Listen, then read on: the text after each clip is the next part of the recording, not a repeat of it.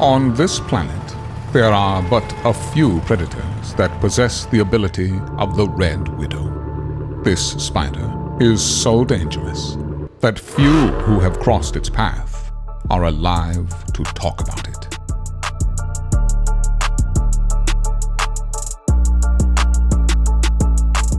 Often found stalking in the streets of Texas, the Red Widow becomes extremely dangerous at night. So, if she crosses your path, be very careful. This is one badass Dodge Challenger. Today, I'm going to take you on a journey to discover the world of the Red Widow RT6. Click the like button and subscribe. Make sure you turn on notifications.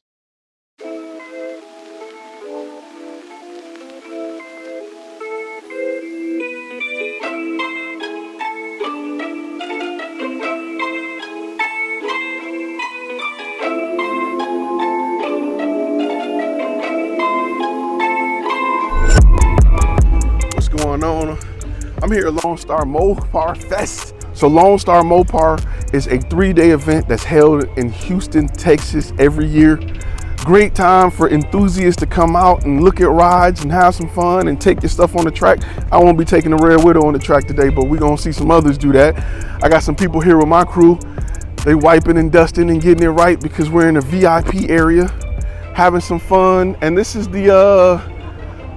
supposedly the last time that this track will be available. So we wanna have some fun and enjoy the last Mopar Fest at this particular track. Where it is, they're closing up next year. But while we're here, I want to show you some dope ass whips and let's have some fun. Let's do that. So Friday morning, me and my crew decided to head out about 10 a.m. The trip from Dallas to Houston is about 3.5 hours, depending on where you're going in Houston.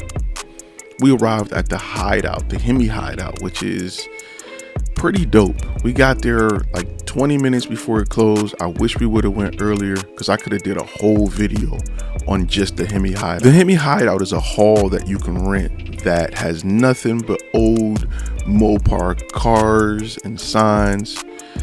We had a blast in this place. I mean, look at all the neon signs. You would have a great time with your kids and just looking at some of the stuff inside. Like, look at all the signs from everywhere. From old cars to old signs to classic Challenger RTs and all kind of crazy stuff, man. It was just a good time in there. I could have spent probably another day just inside this one building. And I even found a car that I really like. I call it the father of the Red Widow. Check it out. If the Red Widow had a father, this would be it. 6-speed as well. I'm not gonna lie to you. If I had deep enough pockets, I'd be trying to put an offer on this car because it was that dope. Just a good blend. But this building, I'm telling you, I could have probably created a whole video on just what was in this building and all of the classic cars. So if you like Mopar and you're going to Lone Star Mopar Fest, make sure you go there early Friday so you can take advantage and see everything here. After getting checked into our hotel, the first event of the night was Friday Night Lights. And it was dope, other than one thing. A guy broke his wrist or something riding some electric board. I felt sorry for the guy because I'm sure it messed up his whole weekend. Broken wrist is no joke. Other than that, the event was dope. It was nice seeing so many different Mopars and seeing what other people are doing with lights and LED and other type of lighting. You think you've done it all or seen it all until you go to a show like this and you realize you're just getting started. I promised myself I was done spending money on my car until I got to this event, and that changed quickly. I mean, just look at some of the things that people are doing with their cars. I'm a big fan of seeing what other people are doing with their cars.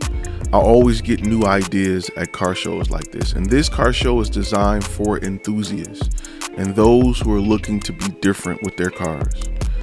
Since this event is in Houston and it's hot in Houston for Mopars, I made sure I put a club and a clutch lock on my car. If you want to keep it, you want to do those. I'll post a link in the description. The next day we got up and started dusting off our cars and getting them ready for the day. As you can see, my boy Dion with his signature series Scat Pack. You got the First Lady Ashley with her 50th anniversary, and you got my boy Jason with his Scat Pack. We're getting our cars clean before we head out to the track. Day 2 started at Houston Raceway. And like I said earlier, this is the last time we'll have a Lone Star event at this particular track because they are selling the track. Out here you got to see a bunch of great cars. Just some unique ideas, some unique color schemes, some unique designs. Like I said, when you go to an event like this, it will give you tons and tons of ideas for your car. Just when you thought you were done, you see something like this that completely blows your mind. So I had a great time and had a chance to go see a lot of guys put their cars on the track.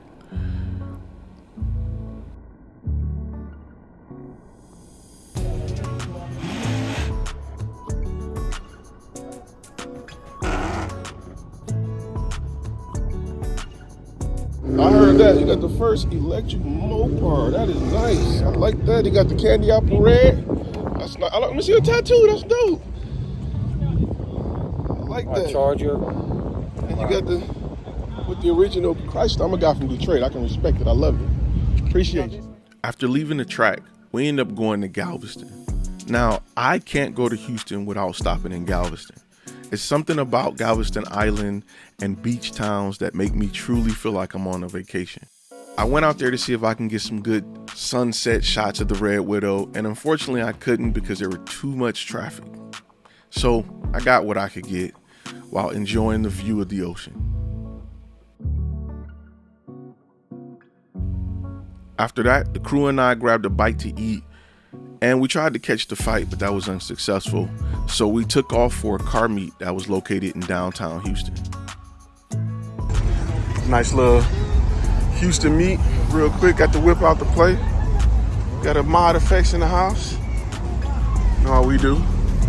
The meet was pretty dope. Nice little small meet with a bunch of cars. Had a chance to kick it with my boy Randall from Mod Effects. Cool dude. And just to see how Houston do it. We found this dope location and tried to stop for a quick photo shoot, but the cops wasn't having it. Not in Houston, they wasn't. It's all good. We didn't get in trouble or nothing like that. They just pretty much told us to move, and we did. Does that mean we gotta go? After that, we headed back to the hotel. The next day, we got up bright and early to wipe off our whips, and then we hit the road to head back to Dallas. We had a photo shoot scheduled for that morning, and we ended up making it right on time.